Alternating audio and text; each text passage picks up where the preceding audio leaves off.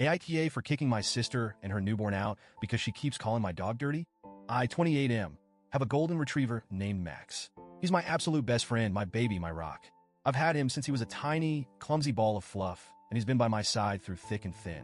When I went through a terrible breakup, Max was there.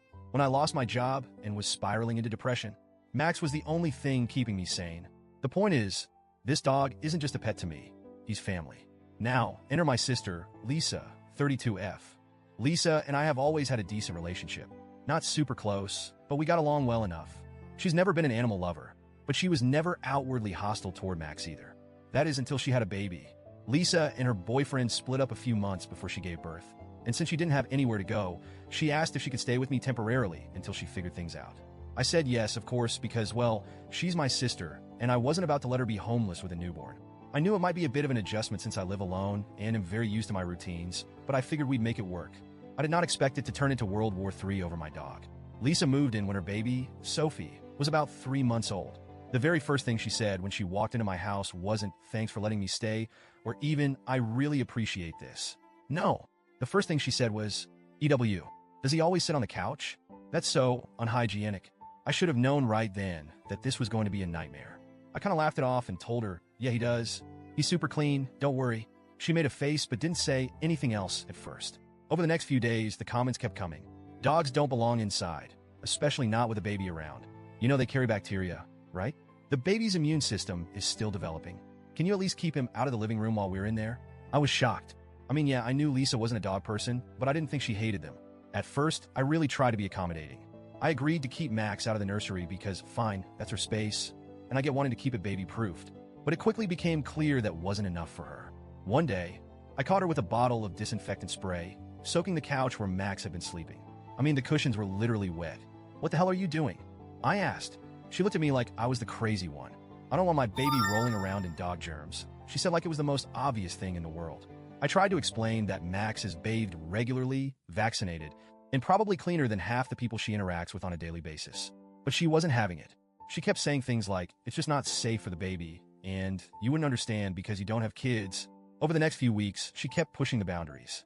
First, she asked me to keep Max off the furniture entirely. Then she wanted me to keep him out of the living room when she and the baby were in there. Then she suggested I start keeping him outside.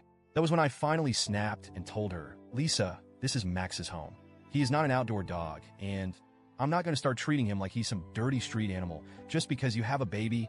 She acted all offended, like I had just insulted her child, and said, "So you're choosing a dog over your own niece?" I told her it wasn't about choosing anyone. It was about basic respect. I let her into my home, and I was happy to make reasonable accommodations. But I wasn't about to start treating my own dog like a second-class citizen just because she had a problem with him. She huffed and stormed off, but the tension only got worse. The breaking point came about a week later. I had stepped out to grab some groceries, and when I came back, I found Lisa in the living room with Sophie on a playmat, and Max sitting a few feet away, just watching curiously. And then I saw it. Lisa kicked Max away. Not hard enough to injure him, but definitely not just a little nudge. She shoved him with her foot like he was a piece of trash that had wandered too close to her baby. Max didn't react aggressively. He just looked hurt, confused, like he didn't understand what he had done wrong. That was it for me. I completely lost it. I yelled at her, telling her she had no right to treat my dog like that. She started yelling back, saying I was overreacting and that she was just protecting her baby. I told her she had such a big problem with Max. She needed to leave. She started crying, saying I was kicking out a single mother and her newborn over a dog.